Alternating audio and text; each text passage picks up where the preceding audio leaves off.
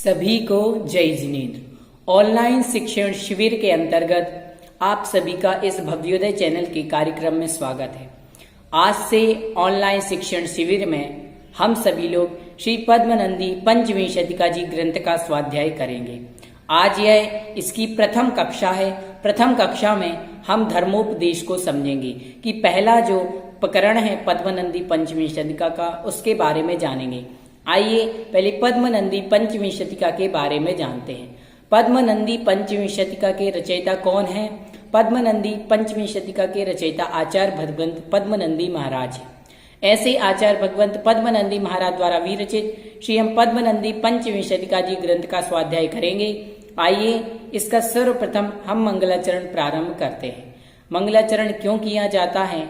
मंगलाचरण नास्तिकता के परिहार के लिए, वातावरण को अच्छा बनाने के लिए और अपने कल्याण के लिए मंगलाचरण किया जाता है। आइए मंगलाचरण प्रारंभ करते हैं। सभी लोग अपने दोनों हाथों को जोड़ लेंगे। कायोस्सरि गायतांगो जयति जिनपतिर्नाभिशोनुर्महात्मा मध्यानि यस्य भास्वा नुपरि परिगतो राजति स्मोग्रमूर्ति चक्रं कर्मेन्दनाना मतिबौदहतो दूरमोदास्य वाता स्फुरजत्सध्यान्नव अन्येरिवरुचिरतरा प्रोद्गतो विस्फुलिंगा। बोलो पंच परमेश्वरी भगवान की जय। आचार्य गुरुवर श्री विद्यासागर जी महाराज की जय। परम पूज्य मुनिपुंगव सुधा सागर जी महाराज की जय। आइए पद्मनंदी पंचमी शतिका की यह पहली कक्षा में समझते हैं। पद्मनंदी पंचमी शतिका जी में वैसे तो स्वतंत्र रूप से 26 प्रकरण हैं, लेकिन इसका नाम पद्मनंदी पंचमी शतिका, पंचमी शतिका अर्थात होता है 25। ऐसा हम समझना चाहिए कि पहले इसमें 25 प्रकरण होंगे, फिर एक प्रकरण और ऐड कर दिया गया है। तो पद्मनंदी पंचमी शतिका में कुल कितने प्रकरण हैं? तो 26 प्रकरण हैं। इसके रचयिता आचार्य भगवंत पद्मनंदी महाराज हैं। आइए मंगलाचरण को समझते हैं।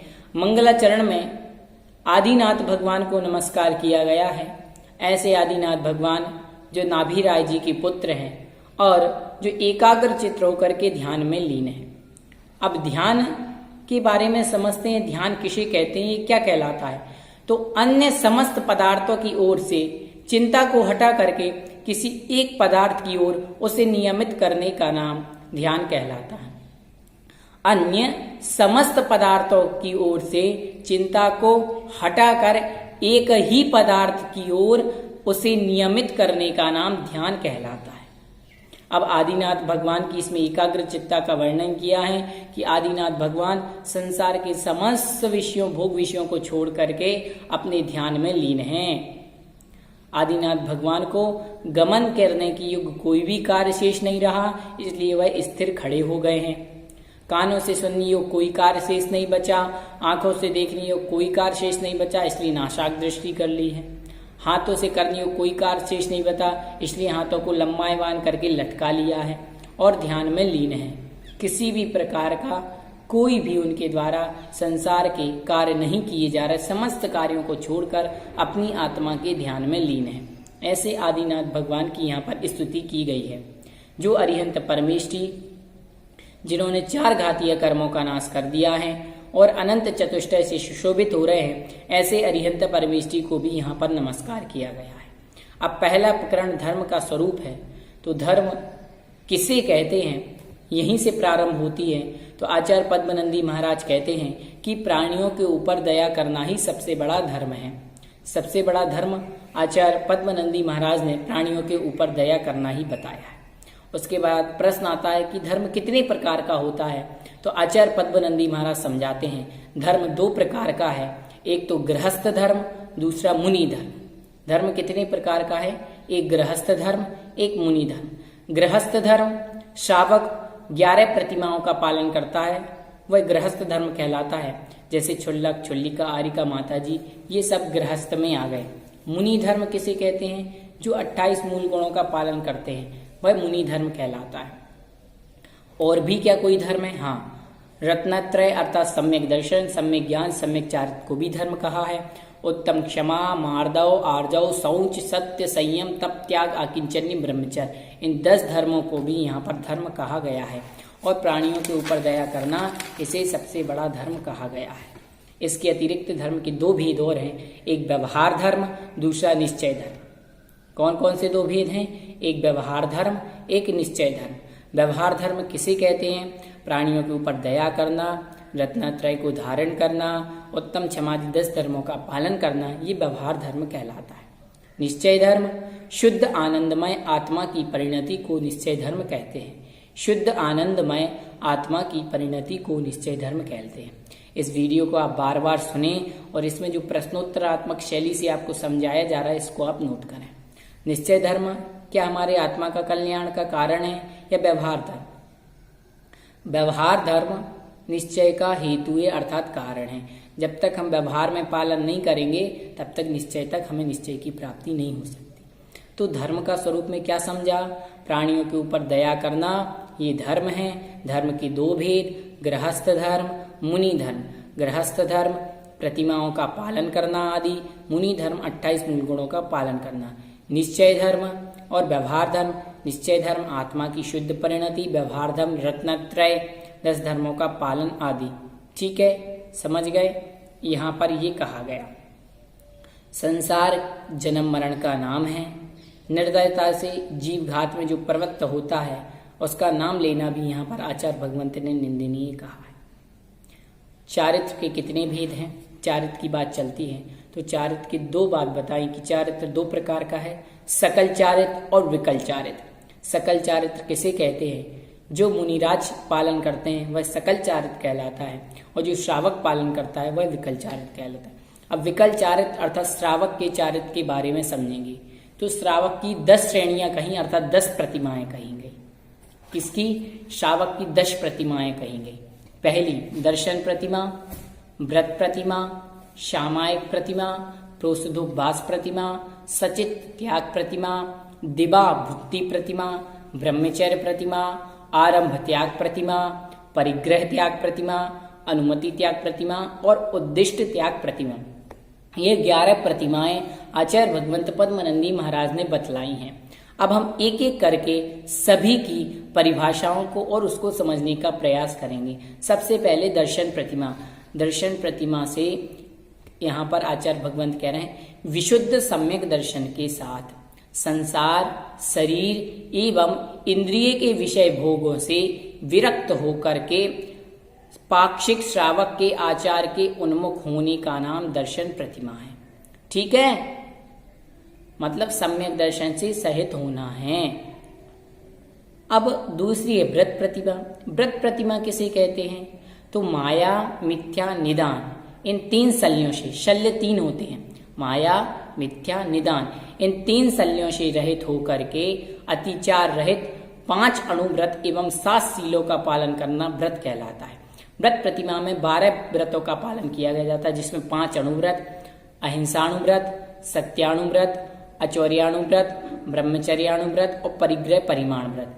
इसमें 5 हिंसाओं से बचने का प्रयास किया, 5 पापों से बचने का प्रयास किया जाता है। ठीक है, अब अहिंसाणुव्रत, इसमें यह जीव क्या करता है? त्रस हिंसा का पूर्णता त्याग करके और स्थावर जीवों की हिंसा व्यर्थ में नहीं करने का संकल्प करता है, यह अहिंसाणुव्रत। सत्याणुव्रत, यह जीव झूठ नहीं बोलता, व्यर्थ में किसी भी प्रकार का झूठ बोलता ही नहीं है। और फिर इसके बाद आता आचौर्याणुव्रत, किसी की पड़ी हुई गिरी हुई चीज नहीं लेता है, जल मृतिका में जल और मिट्टी के सिवाय कोई भी चीज यह बिना दिए नहीं लेगा, यह अचौर्याणुव्रत। ब्रह्मचर्याणुव्रत, स्वदार संतोष, अपनी स्त्री के अलावा किसी स्त्री में भी राग द्वेष आदि नहीं करेगा। और परिग्रह परिमाण व्रत, परिग्रह का मतलब नियम कर लेना कि हम इतने कपड़े रखेंगे, इतने पैसे रखेंगे, इतनी धन संपत्ति इत्यादि रखेंगे, परिग्रह परिमाण व्रत। फिर 3 गुण व्रत और 4 शिक्षा व्रत होते हैं, जिससे 7 शिक्षा व्रत शील व्रतों के बारे में कहा गया। 3 गुण व्रत, तो पहला है दिग्व्रत। दिग्व्रत अर्थात 10 दिशाओं में आने जाने की संकल्प कर लेना जीवन पर्यंत कि मैं पूर्व दिशा में 100 किलोमीटर जाऊंगा, इसके अतिरिक्त नहीं जाऊंगा, मैं भारत के बाहर नहीं जाऊंगा। तो 10 दिशाओं में संकल्प कर लेना कि मैं इस दिशा में इतनी इतनी दूर तक जाऊंगा। ऐसा हम भी ले सकते हैं प्रतिदिन कि आज हम अपने ग्राम से बाहर नहीं जाएंगे। अभी लॉकडाउन चल रहा है तो आप प्रतिदिन नियम ले सकते हैं कि आज के दिन हम अपने घर के बाहर नहीं जाएंगे। तो आपको उससे ये फायदा होगा कि संसार में होने वाली समस्त हिंसाओं से आपको व्यर्थ में पाप नहीं लगेगा, क्योंकि आपने त्याग कर दिया है। अब बोलो कि हम तो उस संसार की हिंसा का हमें पाप कैसे लगता है, तो वो ऐसे लगता है जैसे हम बाजार आदि की चीज लेते हैं या बाजार की कोई भी चीज का उपभोग करते हैं तो वो हमारे निमित्त से बनती है और हमारे निमित्त से बन रही है। क्यों? क्योंकि वो आवश्यकता तो हमें है, इसलिए उसका पाप और दोष के कहीं ना कहीं भागीदार हम भी होते हैं, तो उससे हम बच जाते हैं। दूसरा है देश व्रत। देश व्रत में घड़ी, घंटा, दिन, समय, मिनट, वर्ष, इसके लिए नियम लिया जाता है। इसमें भी जैसे हम 1 घंटे तक इस कमरे के बाहर नहीं जाएंगे, 2 घंटे तक इस गांव के बाहर नहीं जाएंगे, ये देश व्रत कहलाता है। फिर है एक अनर्थ दंड। अनर्थ दंड व्रत में व्यर्थ की क्रियाओं को नहीं करना अनर्थ दंड व्रत कहलाता है। जैसे व्यर्थ में ही पेड़ पौधे नहीं तोड़ना। कोई क्या करता है, चिटाई पर बैठे हैं तो चिटाई को ही करने लगे, तो व्यर्थ की क्रियाओं को नहीं करना अनर्थ दंड व्रत कहलाता है। अब 4 शिक्षा व्रत। सबसे पहले सामायिक। समता पूर्वक चिंतन करने का नाम सामायिक है। श्रावक दिन में 3 बार सामायिक करता है, सुबह, दोपहर, शाम। यह उसे 48 मिनट करनी आवश्यक होती है, 48 मिनट करता ही करता है। और इसमें वह चिंतन करता है, जाप आदि देता है, अनित्य आचरण आदि भावनाओं का चिंतन करता है। इसके पश्चात अगला जो व्रत है सामायिक प्रोषदोपवास। प्रोषदोपवास में यह क्या करता है, अष्टमी और चतुर्दशी का उपवास करता है। और अष्टमी और चतुर्दशी का उपवास, और यदि अष्टमी को इसे उपवास करना है तो सप्तमी एकासन, नौमी एकासन। सप्तमी एकासन करेगा पहले, फिर अष्टमी उपवास, फिर नौमी एकासन। यह प्रोषदोपवास व्रत कहलाएगा। इसके बाद भोगोपभोग परिमाण व्रत। तीसरा, भोग और उपभोग की जो सामग्री है उनका परिमाण कर लेना कि हम इतनी से अधिक नहीं लेंगे। फिर अतिथि संविवाह।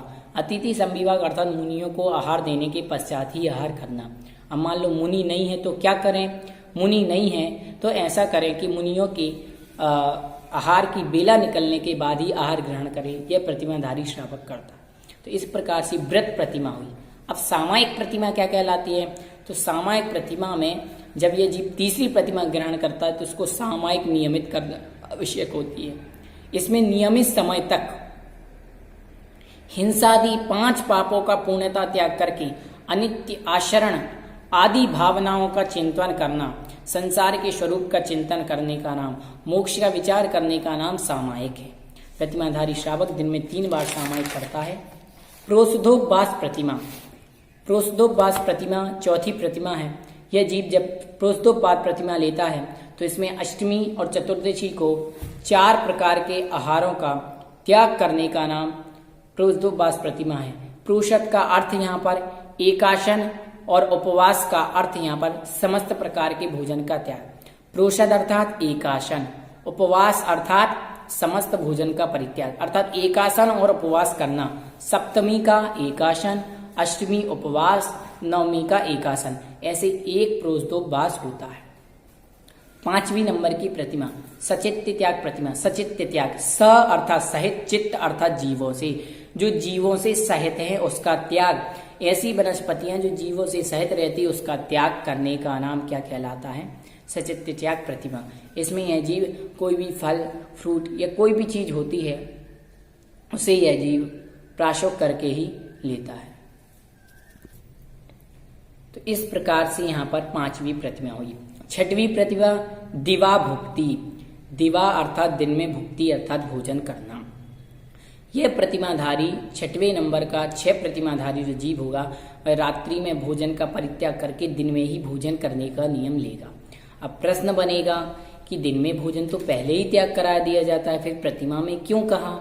ये प्रतिमा में यहाँ पर दिवा भुक्ति का मतलब है दिन में ही भोजन करना, दिन का बना भोजन दिन में ही करना और मर्यादित भोजन करना।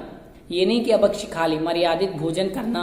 जैसे जिस समय आटे की जो मर्यादा रहती है, मसाले की जो मर्यादा रहती है, उस मर्यादा के अनुसार ही भोजन करना। 7वें नंबर की प्रतिमा ब्रह्मचर्य प्रतिमा। ब्रह्मचर्य प्रतिमा में शरीर के स्वभाव का विचार करके काम भोग से विरक्त होने का नाम ब्रह्मचर्य प्रतिमा है। शरीर के स्वरूप का विचार करो कि शरीर कैसा है, असुचि है, अपवित्र है, यह शरीर तो एक दिन क्या होगा, क्षय को प्राप्त होगा ही, मिट्टी ही बनना है। ऐसा विचार करके काम भोग का त्याग करने का नाम ब्रह्मचर्य प्रतिमा है। इसमें पूर्ण रूप से ब्रह्मचर्य को धारण कर लेता है और स्त्री आदि का त्याग हो जाता है। आरंभ त्याग प्रतिमा। आरंभ त्याग मतलब कृषि और वाणिज्य आदि आरंभ का परित्याग करना। अब जब 8 नंबर की प्रतिमा जीव धारण कर लेगा तो वह किसी भी प्रकार का आरंभ नहीं करेगा, ना तो खेती करेगा और ना ही वह घर का कोई व्यापार आदि करेगा। ठीक है, 8 नंबर हो गया। 9वें नंबर परिग्रह त्याग प्रतिमा। परिग्रह त्याग प्रतिमा में धन धान्य आदि जो 10 प्रकार के परिग्रह हैं उनमें ममत्व बुद्धि को छोड़ करके संतोष का अनुभव करने का नाम परिग्रह त्याग प्रतिमा है। इसमें घर के किसी भी परिग्रह के प्रति उसके भाव नहीं रहते, इसमें समस्त प्रकार के परिग्रह का वह त्याग कर देता है। 10वें नंबर की प्रतिमा अनुमति त्याग प्रतिमा। अनुमति अर्थात अपनी सहमति देना। आरंभ परिग्रह एवं इस लोक के संबंधी अन्य कार्यों के विषय में सम्मति अर्थात अपनी अनुमति ना देने का नाम अनुमति त्याग प्रतिमा है। जैसे घर में कोई कार्य हो रहा है तो किसी ने कहा, प्रतिमाधारी जीव है, तो किसी ने पूछा क्या हम खेती कर लें, तो वह अनुमति नहीं देगा, वो कहेगा हमें नहीं पता, वह अनुमति नहीं देगा। किसी ने कहा हम शॉप खोल लें, वह अनुमति नहीं देगा। जिनसे हिंसा आदि आरंभ परिग्रह के कार्य हों, इसमें वह प्रतिमाधारी जीव अपनी अनुमति भी नहीं देता है। अंतिम और 11 नंबर की प्रतिमा उद्दिष्ट त्याग अर्थात गृहवास को त्याग कर भिक्षावृत्ति से भोजन करते हुए उद्दिष्ट भोजन त्याग करने का नाम उद्दिष्ट त्याग प्रतिमा है। अर्थात इसमें खुद के द्वारा बने हुए भोजन नहीं करेंगे। किसी की भिक्षावृत्ति अर्थात भिक्षा मांग करके, जैसे क्षुल्लक क्षुल्लिका आदि जाते हैं। क्षुल्लक क्षुल्लिका जी 11 प्रतिमाओं की धारी आरिका माता जी होती हैं। वह जिस प्रकार से विधि लेकर के पड़गहन पूर्वक आहार करती हैं, वही यहाँ पर प्रक्रिया होगी। तो इस प्रकार से 11 प्रतिमाओं को समझा। यह तो हुआ श्रावक का धर्म। और श्रावक का धर्म क्या है, तो कहा कि श्रावक सप्त व्यसन का त्याग करे। अब व्यसन किसे कहते हैं, बुरी आदतों का नाम व्यसन है। व्यसन कितने होते हैं, व्यसन 7 होते हैं। पहला जुआ खेलना, दूसरा मांस का सेवन करना, तीसरा मद्यपान, चौथा वेश्यागमन, 5वां शिकार खेलना, 6वां चोरी करना और 7वां पर स्त्री सेवन अर्थात पर स्त्री का सेवन करना। इस प्रकार से यहाँ पर हमने कितने प्रकार के व्यसन को समझा, 7 प्रकार के व्यसन को समझा। जुआ खेलना, जुआ खेलना मतलब किसी भी प्रकार से हम क्या करते हैं, जुआ खेलने का मतलब क्या है, जुआ खेलना समझते हैं ना आप। हाँ, जुआ खेलने में क्या, जुए की इतनी बुरी लत होती है कि जुआ खेलने के कारण, जुआ में प्रसिद्ध कौन हुआ जुआ व्यसन में, राजा युधिष्ठिर। जुआ के कारण से राजा युधिष्ठिर अपना सब राज्य हार गए। जुआ अर्थात शर्त, वर्तमान में जो शर्त इत्यादि लगाई जाती हैं वह भी जुए के अंतर्गत आती हैं, इसलिए हमें शर्त आदि भी नहीं लगाना चाहिए। इस बात का ध्यान रखें। यदि आप शर्त आदि भी लगाते हैं तो वो भी आपके किसके अंदर आएगी, जुए के अंदर ही आएगी। इसलिए हमें शर्त आदि नहीं लगाना चाहिए, क्योंकि शर्त आदि लगाना भी जुए के अंतर्गत आती है। समझ गए, तो जुए व्यसन का हमारे लिए त्याग करना चाहिए। अब जुआ व्यसन के बारे में विशेष क्या है, तो जुआ व्यसन के बारे में इन्होंने विशेष कहा कि जुआ व्यसन तो सबसे बड़ा पाप है, इससे बड़ा पाप और संसार में कोई भी नहीं है। जुआ अनेक विपत्तियों का दाता है, जुए से अनेक विपत्ति होती हैं, पाप का कारण है। जुआ निंदा का स्थान है, जुआ से ही चोरी आदि, मांस सेवन आदि सभी व्यसन होते हैं। जुआ करने वाला, जुआ खेलने वाला आगे जाकर के नरक के दुखों को भोगता है। ठीक है, इसमें प्रसिद्ध कौन हुआ, युधिष्ठिर। दूसरा है मांस का सेवन। मांस, जो मांस घृणा को उत्पन्न करता है, मृग आदि जीवों के घास से है, अपवित्र है, जिसमें क्षुद्र जीवों के रहने का स्थान है, जिसकी उत्पत्ति निंदनीय है, महापुरुष जिससे हाथ का स्पर्श नहीं करते, जो मांस हाथ की स्पर्श करने की योग्य नहीं है, उस मांस का सेवन करना नहीं चाहिए। अर्थात मांस का सेवन नहीं करना चाहिए। मांस का सेवन करना सबसे बड़ा व्यसन है। इससे बड़ा पाप संसार में कोई नहीं है। मांस भक्षण से निश्चित रूप से जीव की दुर्गति होती है। इसमें प्रसिद्ध कौन हुआ है? मांस सेवन में राजा बक प्रसिद्ध हुए हैं। कौन प्रसिद्ध हुआ है? राजा बक। फिर है मद्य। मद्य अर्थात शराब पीना। शराब पीने वाला व्यक्ति जिसे कोई भी होश नहीं रहता कि कौन मेरी माता है, कौन मेरे पिता, वह तो पागल जैसे हो जाता है। अपनी पत्नी को माँ समझने लग जाता है और अपनी माता को अपनी पत्नी, यह शराब का वो होता है। इतना वह शराब का लोलुपी हो जाता है कि शराब के कारण से कितने सारे पाप होते हैं। आपने देखा शराब के एक निमित्त मात्र से पूरी द्वारिका नगरी जल गई थी। शराब पीने में प्रसिद्ध कौन हुआ? यादव जन। शराब में प्रसिद्ध कौन हुए? यादव जन। सही जोड़ी में आ सकता है, ठीक है। फिर है चौथा वेश्यागमन, अर्थात वेश्यागमन करना, पर वेश्याओं के पास जाना। जिन स्त्रियों का क्या है, जो स्त्री खोटी हैं, कुत्सित है, खोटे आचरण वाली है, जिनका आचरण खराब है, जिनका रक्षक कोई नहीं है, ऐसी स्त्रियों के पास जाना और व्यसन आदि का सेवन करना, यह वेश्या सेवन कहलाता है। इसमें प्रसिद्ध कौन हुआ? चारुदत्त। चारुदत्त स्वाध्याय व्यसनी था, किंतु उसे जब वेश्या सेवन की लत लग गई तो उसका जीवन बर्बाद हो गया। पांचवा है शिकार खेलना। शिकार खेलना अर्थात निर्दोष जीवों को मारना, यह भी सबसे बड़ा व्यसन है। जिन जीवों की रक्षा करने वाला कोई नहीं है, ऐसे जीवों को मारना। अरे हमारे जैन धर्म में तो एक इंद्रिय जीवों को भी मारने का महानिषेध किया गया है। हमारे मुनिराज एक चींटी को बचाने के लिए अपने साथ पिच्छी रखते हैं और जहाँ बैठते हैं चलते हैं तो देखकर चलते हैं, पिच्छी रखते हैं तो मार्जन करके बैठते हैं। तो ऐसे में फिर हम हिंसा करें, पंचेंद्रिय आदि जीवों की, गाय बैल हिरण आदि को मारें, तो यह शिकार सबसे बड़ा व्यसन है। इसे का सेवन नहीं करना चाहिए। शिकार खेलने में प्रसिद्ध कौन हुआ? ब्रह्मदत्त राजा। फिर है चोरी। चोरी चोरी सबसे बड़ा पाप। चोरी के अंदर पाप भी, पाप में भी आया है, चोरी व्यसन में ही आया है। किसी की पड़ी हुई गिरी हुई चीज ले का नाम चोरी है। ये तो पड़ी हुई गिरी की बात है। हम लोग तो किसी की घर में रखी हुई संपत्ति को भी ले लेते हैं, चोरी कर लेते हैं, ये चोरी होता है।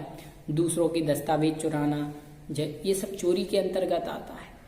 इसलिए दूसरों की संपत्ति को हमें बिना पूछे नहीं लेना चाहिए। इसमें शिवभूति ब्राह्मण प्रसिद्ध हुआ है चोरी व्यसन में।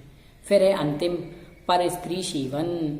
पर स्त्री सेवन अर्थात खोटी स्त्रियों का सेवन करना। खोटी स्त्री मतलब खोटी स्त्री नहीं, जो स्त्री पर स्त्री सेवन अर्थात किसी दूसरी स्त्री के प्रति अपनी पत्नी को छोड़ करके, अपनी स्त्री को छोड़ करके दूसरी स्त्री के प्रति गलत भाव रखने का नाम पर स्त्री सेवन है। जैसे रावण ने सीता के साथ कोई भी गलत कार्य नहीं किया, किंतु उसने मात्र उसके प्रति गलत भाव रखे, इस कारण से वह नरकगामी हुआ। और इस व्यसन में भी रावण प्रसिद्ध हुआ है।